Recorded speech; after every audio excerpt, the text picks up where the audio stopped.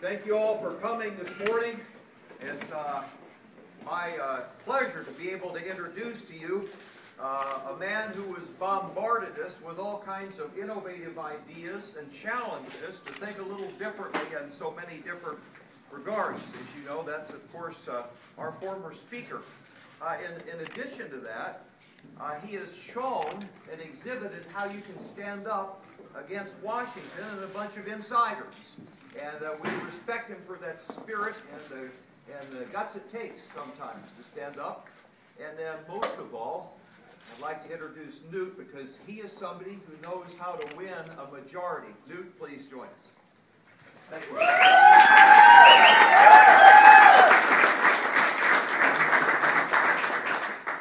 Well, let me say, first of all, it is a great honor to be out here with Todd. He's had great courage. He's had 6 terms in the U.S. House. He understands the issues. The choice here is extraordinarily clear. Senator McCaskill had the people of Missouri vote 71% against Obamacare. And less than 2 months later, as their senator, she voted for the very bill the people of Missouri had defeated by almost 3-1. Now, it seems to me as a grassroots conservative that you could hardly make a better case for why we need Todd Akin rather than Obama's senator to represent Missouri. And I think that'll be the choice. After she's done with $10 million of false advertising, hysteria, and efforts to redefine the race, this will come down to a very simple question. Do you want to keep Harry Reid as the Senate Majority Leader?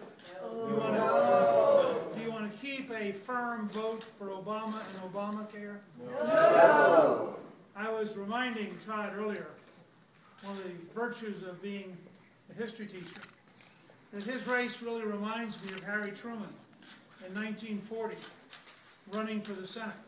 Truman had 6 years in the Senate, and the machine, both in St. Louis and Kansas City, decided they wanted to beat Truman, told him he ought to retire. The race was over. He had no money. And Truman took 1 car and 1 driver and crisscrossed the state of Missouri and said, you have a choice. You can vote for a grassroots senator who represents you, or you can let the machines run Missouri. He won that race. 4 years later, Franklin Delano Roosevelt picked him to be vice president. And in 1948, he was so far behind that Gallup quit taking surveys in September. And that's why you have the famous picture of the Chicago Tribune saying Dewey wins, with Truman holding it up.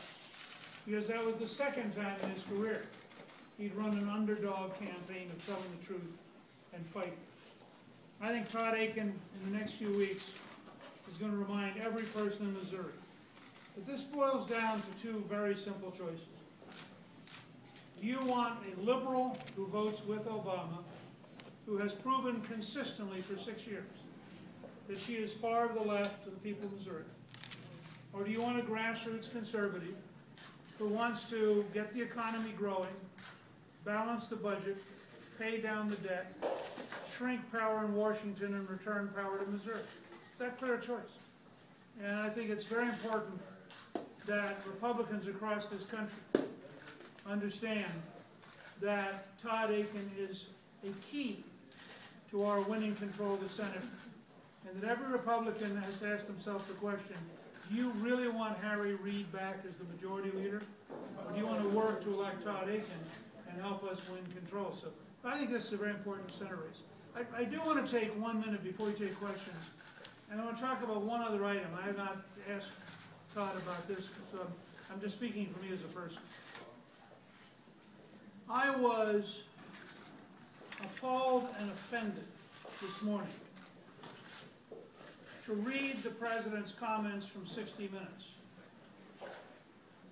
that we had had a few bumps in the road. That's his word, bumps in the road in the Middle East.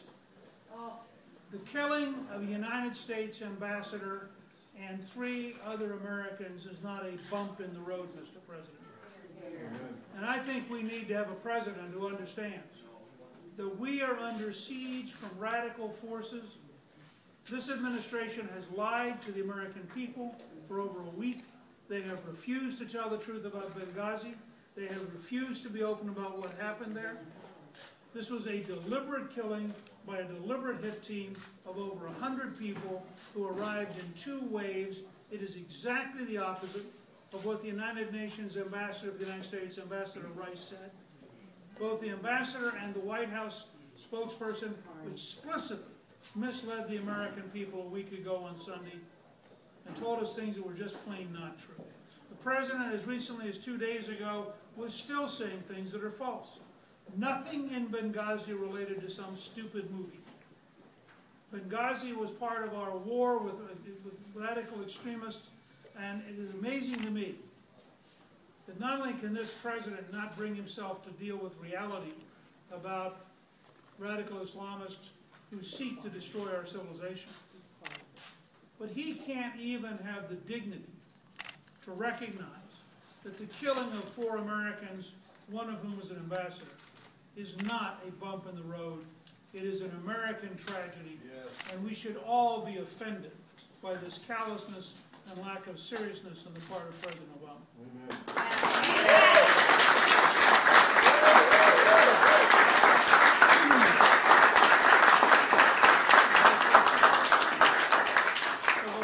We're going to take a few questions. Mr. Speaker, what do you think are the odds that the other Republican leaders at the national level will be joining you after Tuesday? I believe by mid-October all of them will be in.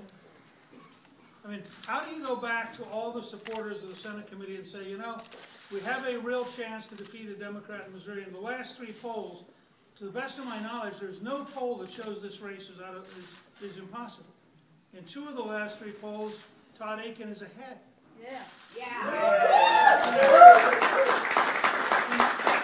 I suspect in the very near future there will be an avalanche of money from McCaskill, and it will briefly look rocky. But the underlying reality is the people of Missouri, in every survey taken in the last 2 years, have said they do not want a left-wing senator who ignores and runs over the people of Missouri.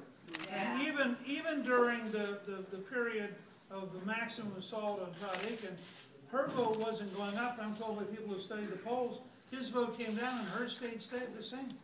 So this is a winnable race. I don't see how any national Republican in good conscience after tomorrow has any choice except to say, if the choice is the Republican nominee or Senator McCaskill, I am for the Republican nominee. And I would hope all of them would be in by mid-October. Mr. Speaker, though, do you think that you expect some of that national money from the party and the national tax to return to this race, yes. Or can you do it without? No, I think they will return. I mean, if Todd and the people of Missouri prove it's a close race, what's the moral case for not backing the Republican nominee picked by the people of Missouri, who is in a close race with an incumbent liberal Democrat?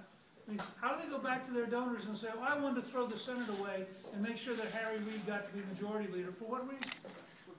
Well, let me say something. Okay, I have occasionally said pretty dumb things in my career.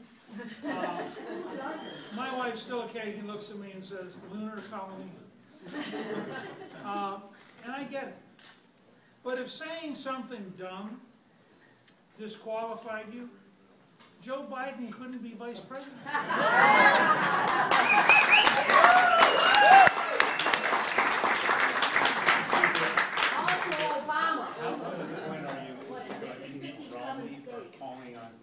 Todd Akin to drop out of this race? Look, a lot of people said a lot of things in the first 48 hours.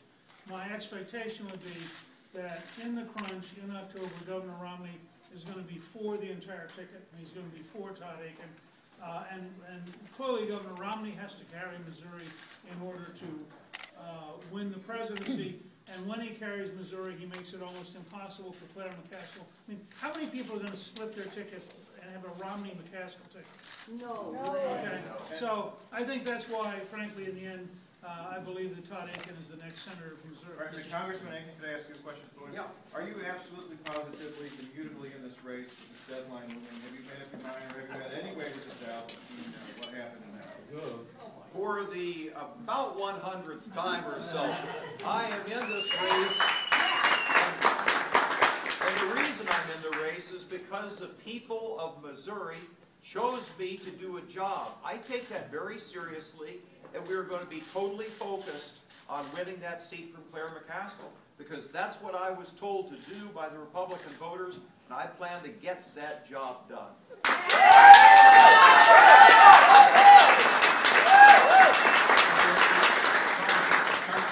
Have you flip-flopped on earmarks in order to get support and money from Jim DeMint's PAC and others? No, that's not true at all. That's not true at all. The thing about earmarks that makes it tricky for people to follow is there's a lot of different definitions. What I am totally against is the things that are done in the dark of night. They've not, there's been no legislative approval, and there's special deals for people. I've worked on legislation to prevent that from happening. And so that's the place where everybody that I know of within our party is in total agreement.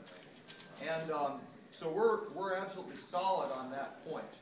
And the only place that there was a question is when you get into just plain amendments that have gone through subcommittees and committees and things like that, as long as those are not directed to any particular company, then those are just plain old amendments, and those are things that, as we've talked to the minute, we're exactly on the same page, using the same definition, so there's been no change at all in our position. And no change in his position either. Congressman Akin, explain what you think Speaker Gingrich's participation in your campaign does, and will you welcome back some of those Republicans if they come back to turn their back on you? Look, let's keep this thing clear. We don't get involved in a whole lot of little details. The point of the matter is, what is the America that we want to choose in the future?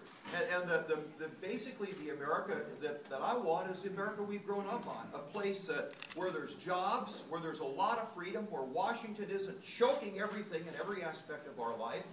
And basically it seems to me we want the America that basically nourishes freedom and the idea that we have a creator that gave us life, liberty, the pursuit of happiness. That's what made us who we are. We love the American dream. And I don't think we want to go down the path of Greece with an increasingly large government, one that we can't afford, and two that's just burying us in regulations and red tape. And those are the two choices. If you take a look at my record, McCaskill, this isn't two people that you can't tell the difference between. Okay? I mean, she was the key vote to pass Obamacare. I've voted against it 30 times. Go to the Constitution. Go to the Second Amendment. I've got an A rating from the National Rifle Association. She's got an F. It's really a very, very distinct difference. And really the question is, you want more freedom or more Washington?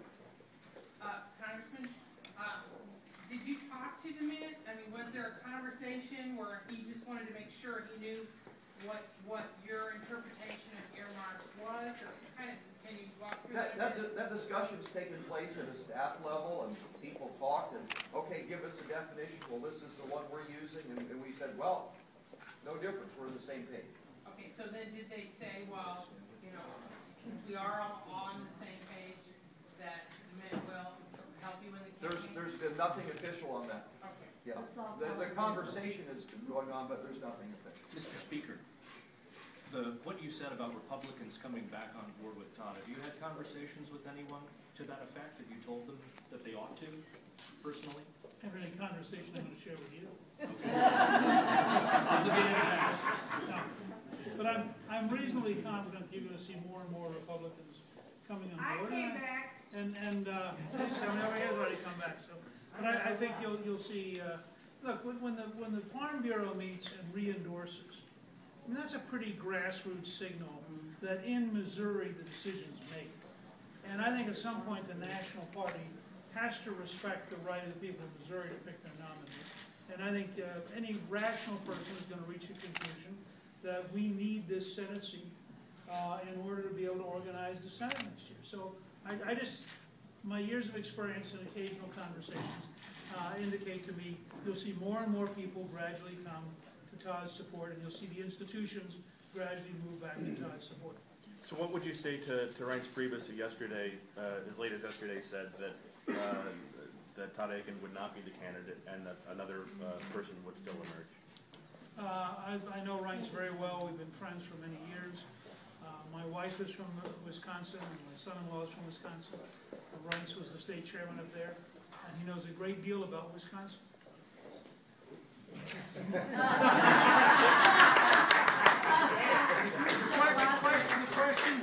The question for Reince is simple. If, after this week, Todd Akin is the nominee, which I believe he will be, or I wouldn't be here. If he is the nominee and he is campaigning, then as the Republican national chairman, my expectation is that the Republican victory program in Missouri will be a victory program for all the Republican candidates in Missouri. And I can't imagine that he would want to risk losing Missouri for Romney by getting into some kind of divisive, schismatic fight. So I'm confident that when you get down to the crunch, and this is over, again, a number of establishment figures said, oh, if only we could talk Todd into quitting. Well, that's over. And I think at some point in the next week, you'll see people beginning to adjust to that reality. We the people have spoken. Thank you all very, very much. Thank you.